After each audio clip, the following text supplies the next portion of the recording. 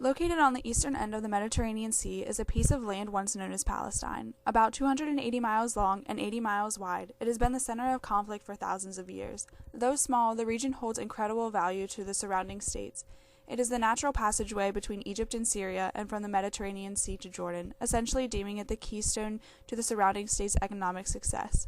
To this day, Jewish and Arab inhabitants continue to spill blood over what they believe is their right to the land.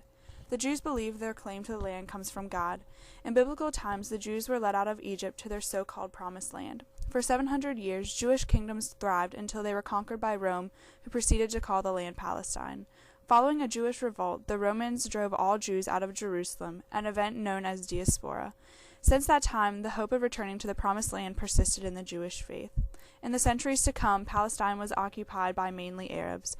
After generations of living in the region, the Arabs began to consider the region their own, while the Jews were also adamant in their claim to the land.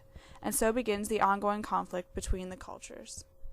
The Jewish people became victims of persecution and anti-Semitism. In the 1800s, Theodor Herzl, a newspaperman, founded the Zionist movement. In the 1897 Congress, Zionist leaders declared the aim of Zionism is to create for the Jewish people a home in Palestine secured by public law. The hope of forming an independent state was cause for excitement among the Jewish people. Jews began to immigrate to the area. They became established citizens, causing resentment among the Arabs. They feared the influx of Jews may derail their own plan for an independent state. The disagreement over the Jews' homeland continued through World War I. Great Britain was the cause of much conflict between the parties. In return for the Arabs' assistance against the Ottoman Turks, Britain promised to recognize and support the independence of Arabs in all regions. That was in 1915.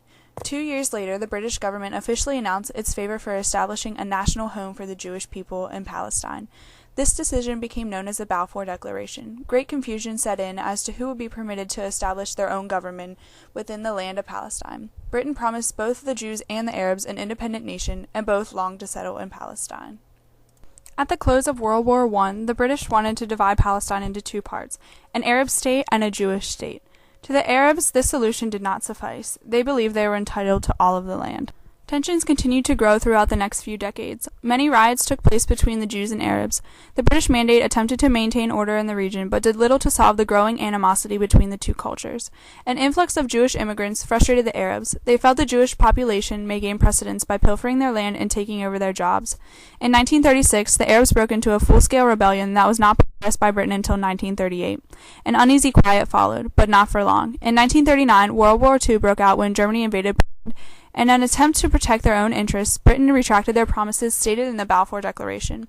The British government knew it would be in need of oil supplies controlled by Arab rulers. Therefore, to appease the Arabs, Jewish immigration was sharply limited in Palestine by means of the White Paper.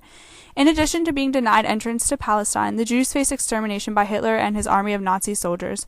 The rest of the world discovered the Nazi atrocities after the war ended in 1945. However, in Palestine, conflict continued as if the war had not even happened.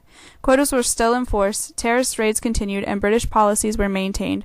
Britain could no longer successfully govern Palestine. At this point, the United Nations, formed at the close of the war, decided to take action.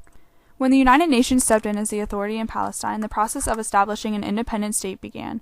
In November of 1947, the UN announced a partition plan for Palestine. 57% of the land was allotted to a Jewish state and the remaining amount to the formation of an Arab state. This did not please the Arabs. They firmly believed they had a right to all of the region. Hundreds of thousands of Arabs found themselves on the Jewish half of the land. This did not settle well with the inhabitants of that region. Both groups expected the inevitable conflict to come. Both were willing to fight to the death for their cause. Fighting continued to intensify.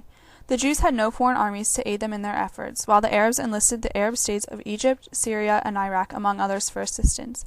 Although in the minority, the Jewish military remained strong. On May 14, 1948, the British soldiers withdrew from Palestine.